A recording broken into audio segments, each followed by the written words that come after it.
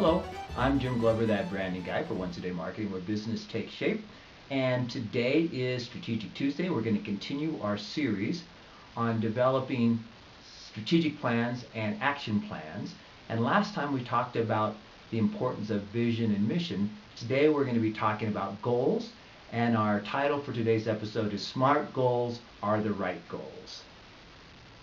Now, just what is a goal? Well, that is a very specific and measurable achievement that drives the organization towards its mission. And it's very important because it gives direction, a sense of common direction for the people in your organizations and yourself to move the company forward. That's what you want to do. And if everybody can see that goal and feel it's obtainable, then they'll work together and strive towards accomplishing that. Now we're going to talk about the SMART criteria in developing your goals. This was something put together by Peter Drucker, a marketing guru, management guru actually. And SMART stands for specific, measurable, achievable, relevant, and time-bound. Now what do each one of those mean? Now specific, that's like the who, what, why, how when you're setting your goals. Be very specific. Because if you're vague, it's not going to get you very far. You want to be very specific of what you're trying to accomplish. Also has to be measurable, such as how much, how many. If it's not very measurable, then really how do you know when you've accomplished anything? Next, it has to be achievable.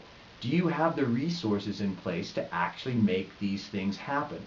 So setting this goal, if it's not achievable, makes no sense. It also has to be relevant. You can set all sorts of goals, but if it doesn't mean anything, if it's not really related to what you're trying to accomplish, then that's not a good, relevant goal. And then lastly, it has to be time-bound, which means you need to have a time set of when these things are going to happen. That gives you accountability, that gives you a sense of urgency.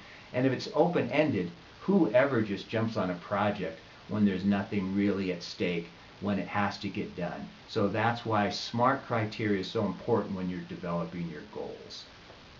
Now, using the SMART criteria, I've run the Chicago Marathon. What we're going to do now is we're going to pretend I haven't, and we're going to go through and set the goals using the SMART criteria related to running the Chicago Marathon. So first off, needs to be specific. Now, I could say I want to get in shape, but I could also say I want to run a marathon.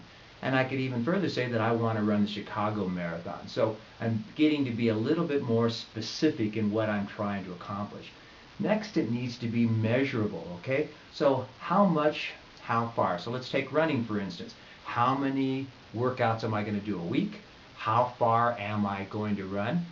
Theoretically, you do more miles each week as you get closer to the marathon. So that would be my measurable goal.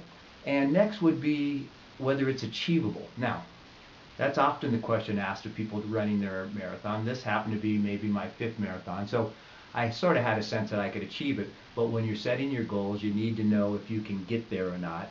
And the goal for the marathon, of course, was not to win it, but to finish it.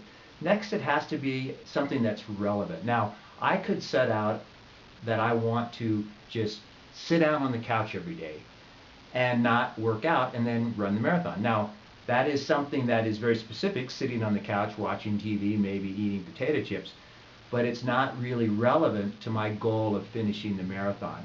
Now, getting out and running every day, that seems to be more relevant with respect to the proper training. And next is time-bound. So again, I need to set out when I'm going to do these workouts because the marathon's coming on a very specific day. So I have to be ready to do the marathon on that day. And if I'm not, if I don't start training until after the marathon, that makes no sense.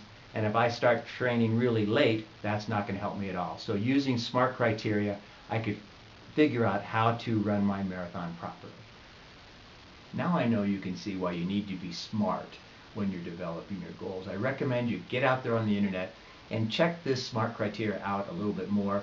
Pull up the list, look at it, and use it as a tool for defining your own goals. Because if you do have those goals, you and your fellow workers are going to be able to move towards something that you all see together. And of course, that's what you're trying to accomplish. That's our Strategic Tuesday. Try to stop by tomorrow for Action Wednesday. I'm Jim Glover, that branding guy for Once a Day Marketing, where business takes shape, and we'll see you next time.